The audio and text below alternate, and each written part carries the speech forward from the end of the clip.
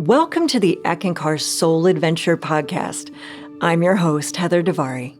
Today we're going to talk about something everyone has, no one wants, and few understand: suffering of any kind. For some, it's moments of misery, but for many, it's a lifetime of hardship. So let's dive right into this universal question. Why do we suffer? Is there a purpose to all the pain? And most importantly, what can we do about it? To help us get to the bottom of why we all hit bottom from time to time and how we can rise back up again, I'd like to welcome our guest.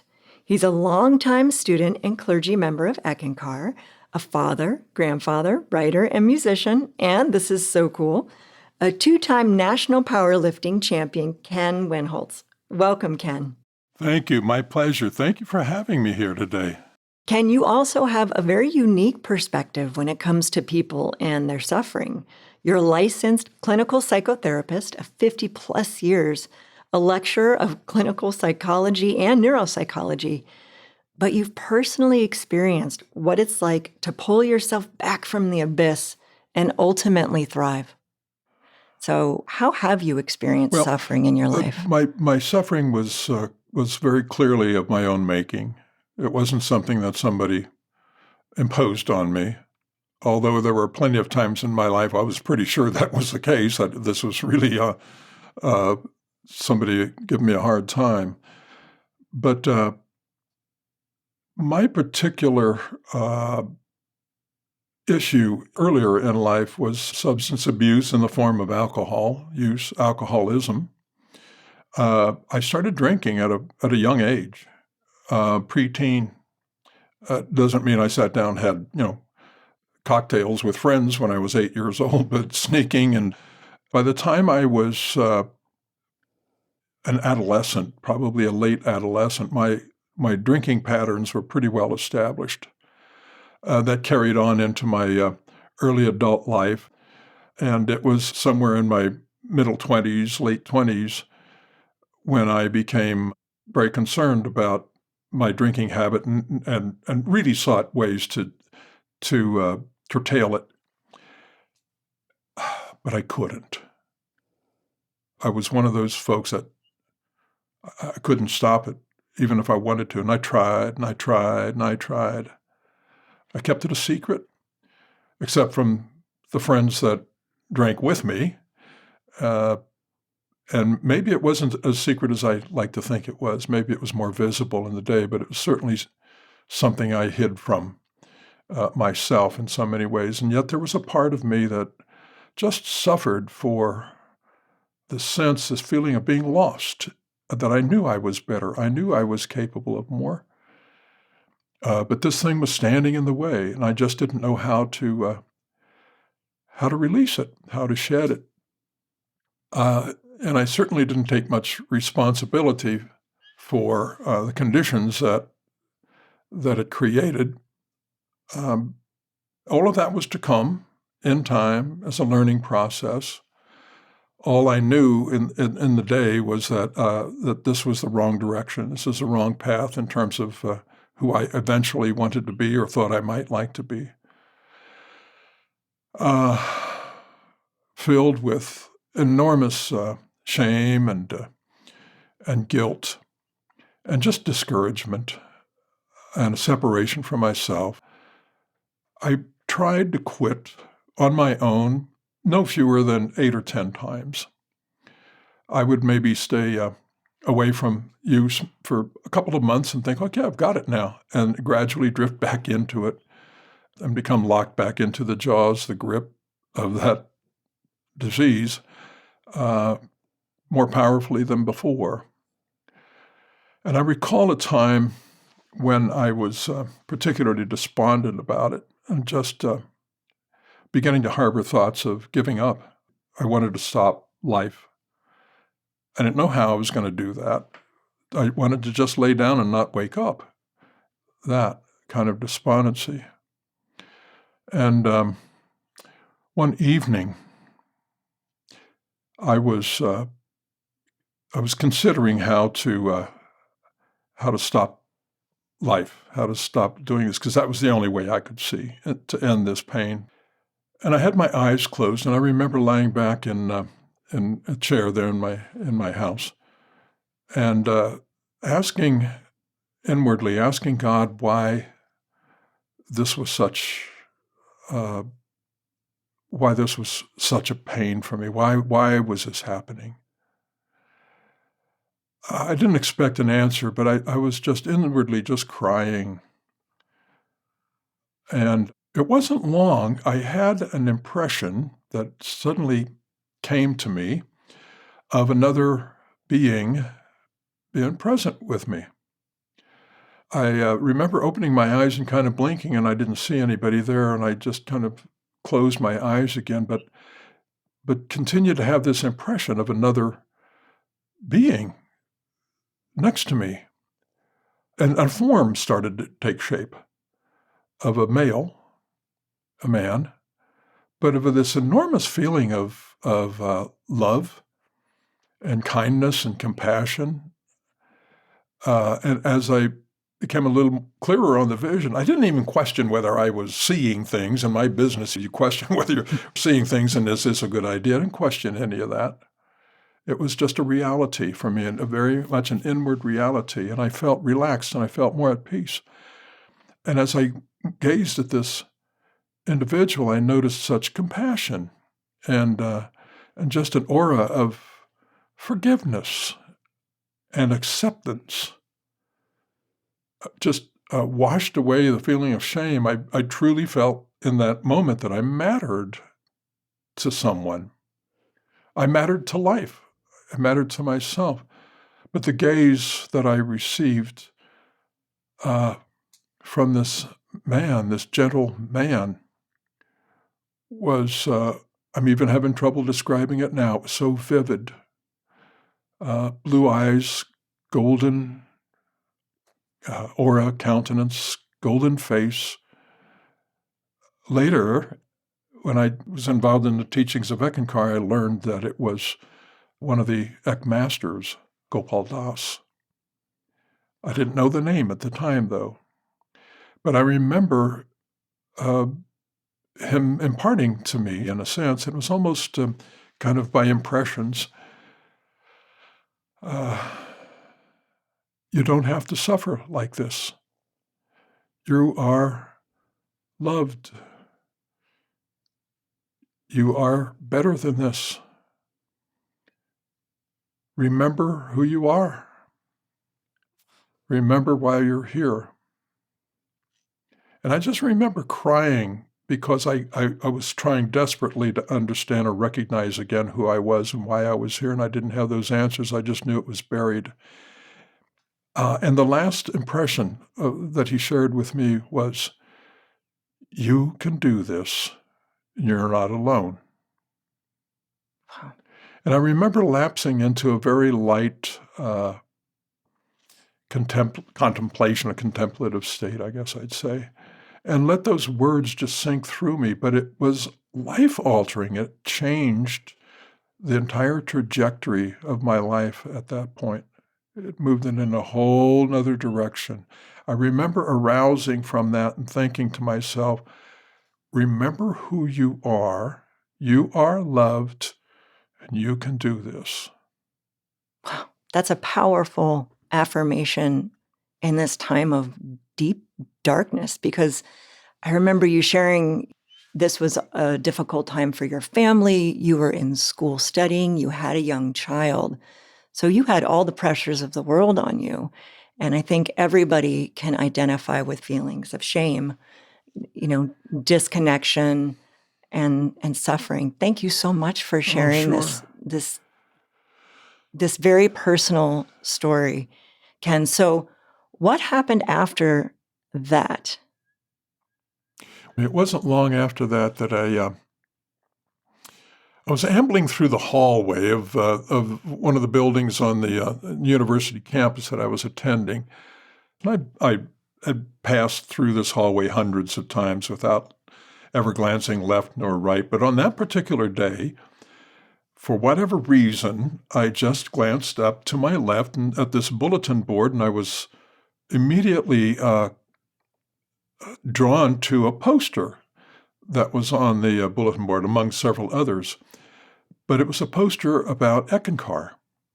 And it described ECKANKAR in some fairly specific terms, that it's not a yoga philosophy, but it describes soul travel. And that intrigued me immediately. Soul travel, I hadn't heard about that. And how one could accomplish and do soul travel under the guidance of the living Master. That was a new term for me, too. And that the purpose of the soul travel under the guidance of the Mahanta, the living Master, was to take a soul back to Sugmad, or God. And this phrase stuck with me: the source from whence he came. That meant I'm going home. I can go home. I don't know where home is, but I can go home. There's a pathway here that says, we understand your heart. We understand your journey. We understand your yearning for God. We understand your yearning for home. And we can help you get there. And here's how. Well, what was I going to do with that? I mean, I remember being stunned and stood there. I went to my class. That's all I could think about was the poster. And I came out after the class and I read that poster again over and over and over. And I said, I want to know this. I want to know how to get to the source from whence I came. I want to know who this Mahanta person, this living Master is. Well, this is a very profound moment for you too. It was a life changer. But because you had been searching your whole life. You'd been a spiritual seeker your whole life. You had not only studied so many different religions, but you'd actually attended seminary. Correct. Searching for these questions. Right. So what did you make of these new words, these, this philosophy? What was different about it that it attracted you? It felt true. It felt direct. It felt common to me. It was, though these weren't terms that I'd heard before, but they still felt familiar in some strange way. They spoke to my heart. The other paths spoke to maybe an emotional level within me, or maybe some mental part of my mental capacity. But this spoke beyond all of that. It went straight to the heart. It was hard to even put into words, even now, the experience, the profound impression that it created. That must have been the first time, the first conscious time that I really understood myself as soul. It was joyful. It was optimistic. It was promising.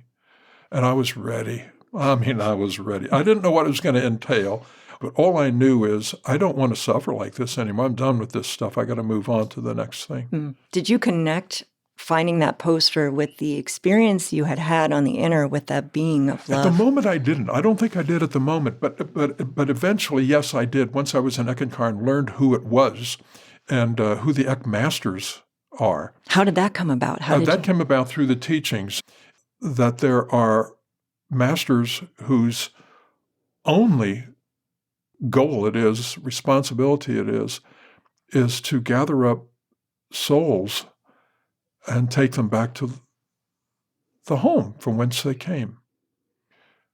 It's just profound. I couldn't imagine a being like that. You mean that's the only reason? You don't want anything from me? You don't want me to do anything? There's not a quid pro quo here of some kind? There's not, no. This is done purely, completely, totally out of love. That's it. To take you to your home. Wow. Wow. So now it feels like we're kind of on the upswing. You've had this experience with this radiant being. You found these teachings. You realized who appeared to you, an ECK master named Gopal Das, who still appears to people today. Yeah. But you still are at the beginning of your recovery. So what happened next? I tried to just whitewash it all and jump, completely into the teaching of ECKANKAR, and it was difficult for me to do. I again felt like I had failed because I wasn't doing the right things or I wasn't having the experiences that I'd read about and so forth. I came to understand that this process is a gradual one, that that we come to the divine, we come to God in all kind of broken ways, with all of our flaws, and that those have to be mediated some way or another, balanced in some way or another. And as those parts of me became available to balance, I started experiencing more and more pain. And I didn't understand that. I thought the path to God was supposed to be an easy, well-lit, benevolent, loving one. Why this pain? Why am I suffering with this? Which led to some other inner experiences that eventually led me to understand that in the path of ECKANKAR, I needed to be my own person, my own entity. I needed to be as responsible for myself as I could. Nothing and no one was going to do this for me. They would help me, but I would have to do the work. I remember you took this to a therapist in your recovery. So in ECKANKAR, we want to heal the inner, but then we take the steps on the outer, like you're saying. We take responsibility for ourselves. We're not waiting for someone to do it for us. And that therapist you went to had some interesting advice. It was very interesting because I had not expected this from another therapist. I expected those kind of things from myself. What was it he told you that was? We'd begun talking about spirituality, and I mentioned some of the spiritual practices. And he sat back and kind of scratched the side of his head, and he said, "Why don't you use your spiritual practices for this?" Bong. It dawned on me, why don't I use my spiritual practices for this? Why am I trying to wrestle with this mentally and emotionally when my spiritual practices have the answers? Why don't I go there? That's my strength. It was what Gopal Das said, remember who you are. Oh, that's right. Yeah, that's who I am. So you did the practices of ECKANKAR, your spiritual practices, along with your other therapies. So what were those practices? Did you have tools that helped you? Oh, absolutely. Spiritual exercises, singing the sacred names for God. One in particular, Hugh. I found great solace in singing the word Hugh, H-U. It just resonated. It lit me up the very first time that I ever sang it. And there were times in my life where I couldn't get enough of it.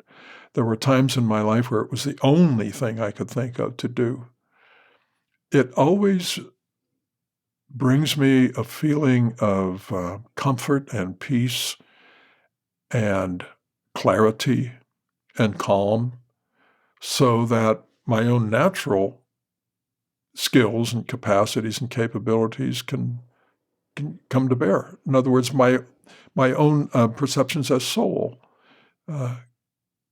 can rule the day for me. And so for those of our listeners who are new, Hugh is a foundational spiritual practice or tool that anybody can use. It's a sacred sound, as you mentioned, an ancient name for God that just raises our vibrations to the highest level that they can be. And that vibration is divine love. So where does love fit into this healing? Oh, it's the beginning, it's the middle, it's the end, it's the point of the healing. You know what's difficult about it? As we're healing, we go through time periods where we don't feel capable of love. We don't feel worthy of love. It's like being hungry and thirsty and having food and water sit right in front of you and you don't eat it. We refuse it. It is everything to have self-love, a capacity, or recognize, honor the capacity to receive God's love. That's what the ECK masters are telling us. That's what Gopal Das told me. That's what my view of that poster told me, that I am capable of this love. I'm worthy of this love. So I need to remove my own barriers to accepting that love. But Heather, you're exactly right. It's all about love, beginning, middle, end. The alpha, the omega, as they say. We can even call love like the master power here. And I think the hue is one way to get us there. It's kind of like a multi-purpose spiritual vitamin. We take it every day, meaning we can sing it every day, 15 minutes, and it can help us gain freedom from attachments like anger, greed, or these physical attachments we have. In ECKANKAR, we call them passions of the mind. And the hue helps interrupt those kind of habits of the mind so we can create habits of soul. Now, that is one powerful tool that we use, but you also mentioned the Mahanta. Can you talk a little bit about the Mahanta and how you worked with this inner side, this inner spiritual guide to help you resolve your situation? The Mahanta to me is a very real being, a very real presence, which is the absolute essence of love. And the Mahanta is the inner side of the living Ek Master. It is the pure representation of the Ek, of the light and the sound, the essence of God. And it's available to me. It's always been available to me. It's just that I didn't recognize it. Now that I recognize it, its power is profound. It's available anytime I ask for it, but I have to ask for it. And I find that it also offers guidance, direction, protection. In fact, protects me oftentimes when I didn't even know I needed protection. It is the most personal, sacred, even in a way, individualized, secret part of God that is part of my essence also. That's a beautiful description of the Mahanta. So because you studied at seminary, you have a very good understanding of Jesus and how Jesus works. Now, was this similar to Jesus for you when you first heard about it? How is it different? How is it the same? I had a very strong passion and draw to Jesus. The difference for me between Mahanta and Jesus, or the Christ personality or the Christ entity, is that the Mahanta works with me in absolutely every possible phase of my life. Again, with guidance, with love, but without orthodoxy. It is purely, totally unique. In a sense, no one else can tell me what my relationship with Mahanta is and how that benefits me and me it, except by my own experience. I'm the only one who can experience that. When, clearly every other soul has that same capacity if they only awaken to it. This is a great point about the way the Mahanta works. So in ECKANKAR, and anybody can ask to work with the Mahanta. Right. But in ECKANKAR, like you said, we have the living Ek Master, the Mahanta. There's an outer form, and he gives teachings and talks, and he writes books. And then we have the inner guide, which we call the Mahanta. And the Mahanta's main job is to awaken that love and knowledge for the divine things already within your heart. And it's a one-on-one relationship. I kind of think of him as a spiritual coach that knows me better than I know myself. Yeah.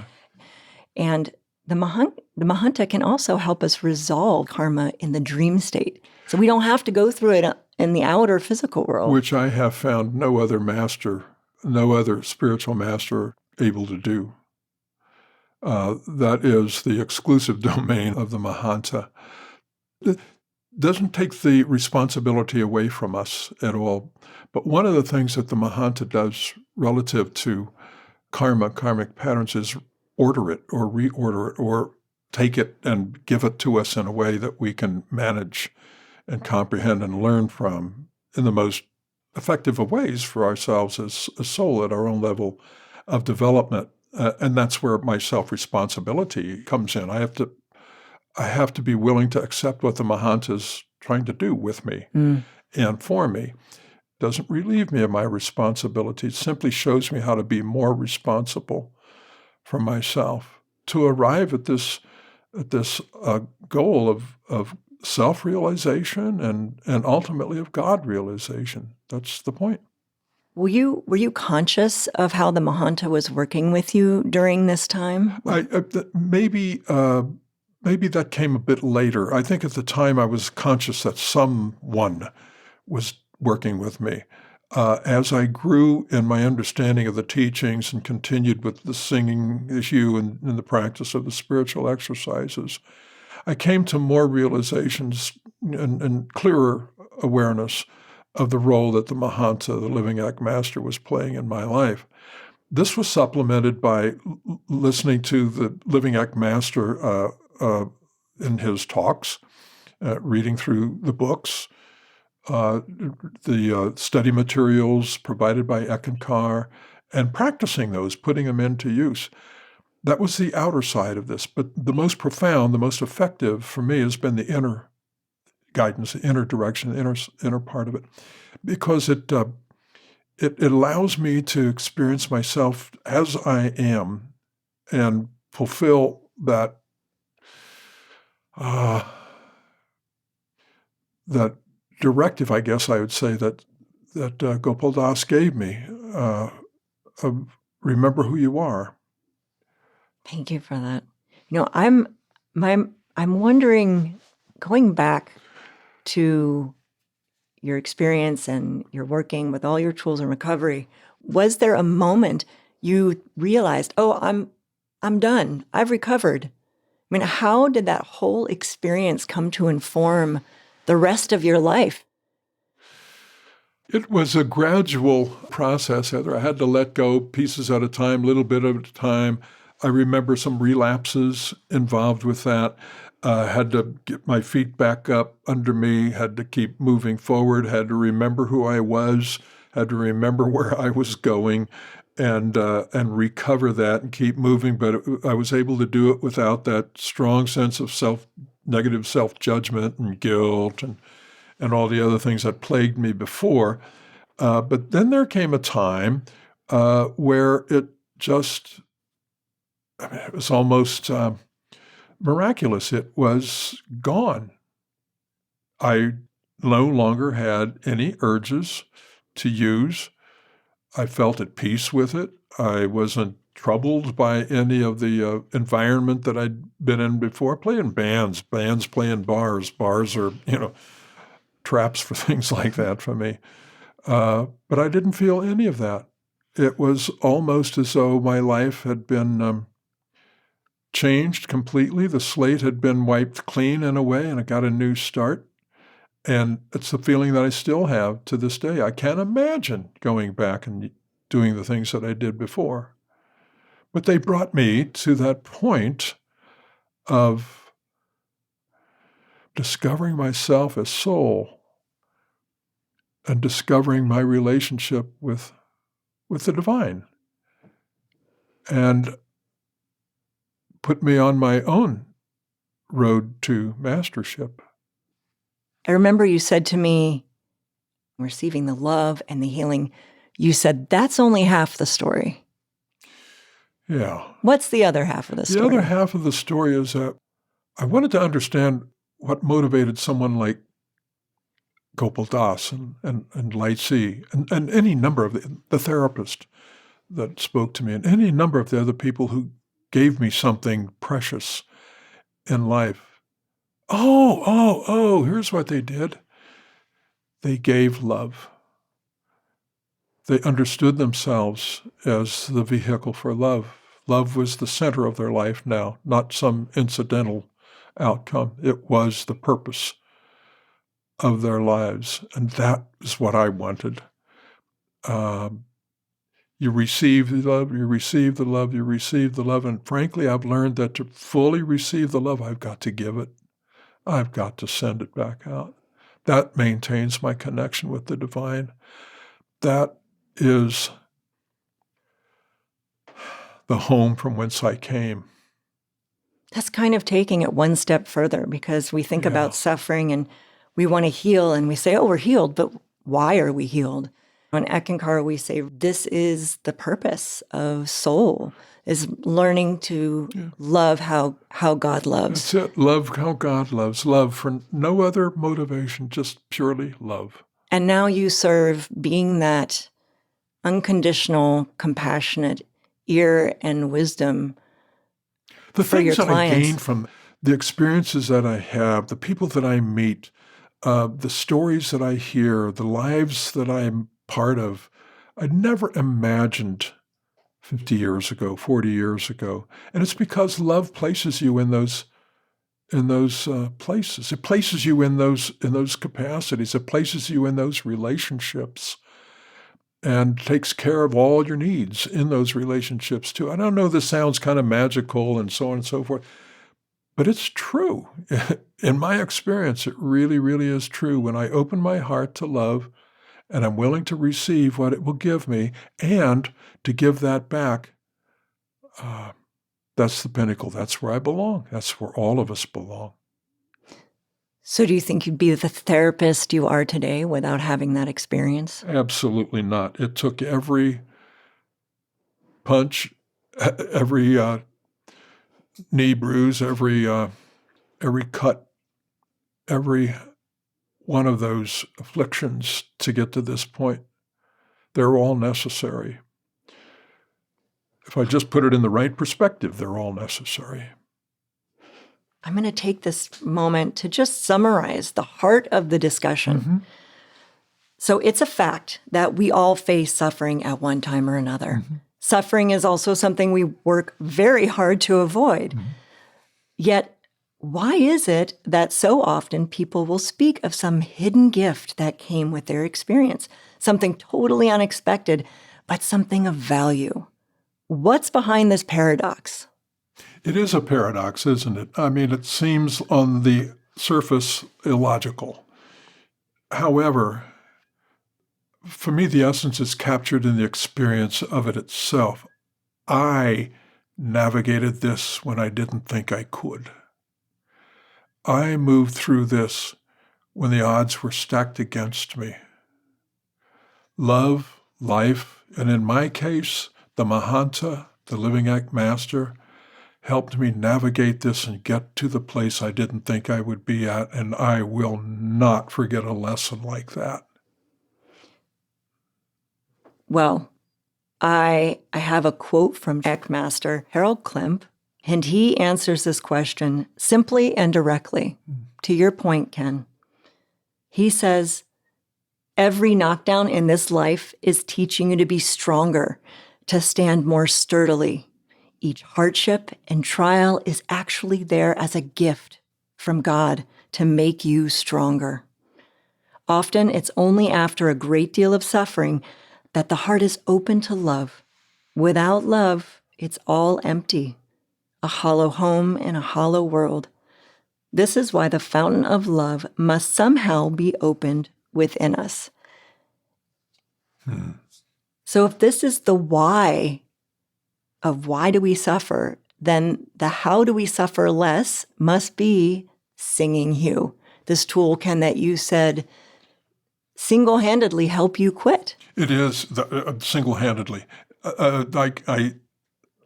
When I sing Hugh, everything changes subtly, sometimes profoundly, but it always changes, and it always changes in the direction of love. It always changes in the direction of more and better and healing and love. It always changes. Yeah. And it's worth repeating that Hugh, that word is the vibration of divine love. Yeah. And love is the master power. It's what brings survival. Yeah. Even if it's love for a pet or another person or even some deeper purpose. And love is what gives meaning to suffering.